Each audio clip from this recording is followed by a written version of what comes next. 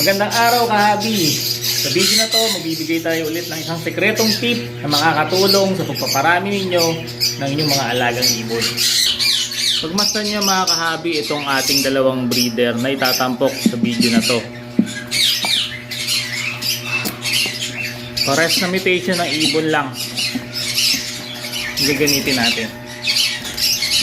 Yan. Bilangin natin kung ilan yung anak nila. 1, 2, 3, 4, 5. 5 inakay mula sa isang pares ng ibon. Ano ba ang napapansin nyo na meron dyan na nakakatulong? Bakit ang dami na lang inakay at ang gaganda pa? Ito naman sa kabilang pair ng back-to-back Lutino Opaline natin. Ito yung ginagamit natin, napakainan sa kanila. Karaniwan gumagamit tayo ng ceramic na feeder, plastic rubberized feeder, saka yung clay na feeder. So, check natin yung inakay nito. Ilan yung inakay nila? 4. Ayan, 4 na Lutino Opaline. Nandun sa dulo yung isa. Ayaw gumalaw.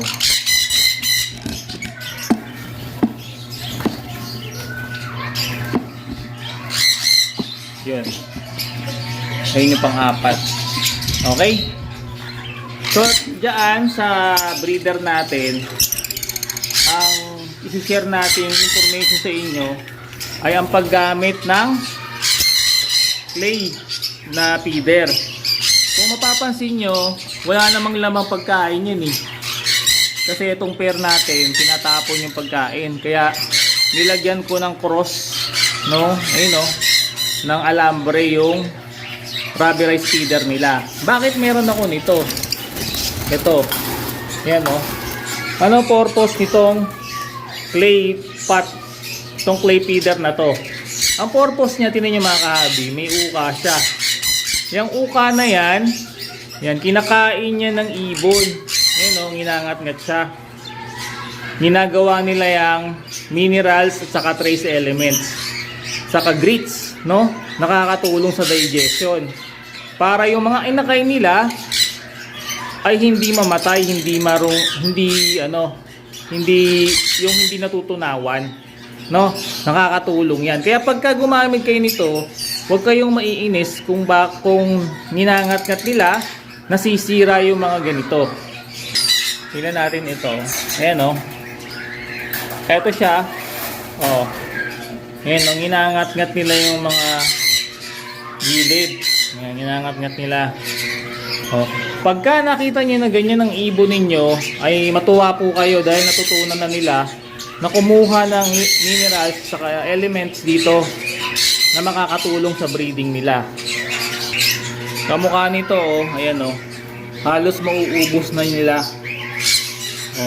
Pero kung pwede pa namang gamitin, ginagamit ko pa.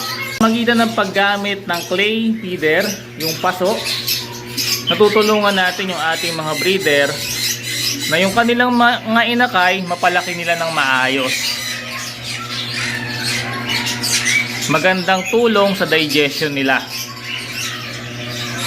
At nakakakuha rin sila ng minerals at trace elements mula doon sa luwad na ginamit dito sa paggawa nito. Ang tulong yun, makakamenos tayo dahil ang grits na kamukha nito medyo mahal ang kilo. Kung kumakain na sila ng clay pot, ng clay feeder natin, kahit hindi na tayo bumili nito, sapat na po yun. So yan mga kahabi, malaking tulong yan para yung mga inakay halos 100% survival. At syempre mga kahabi, Bitmin Pro at Egg 1000 katuwang natin sa pagpaparami ng ating mga alagang ibon.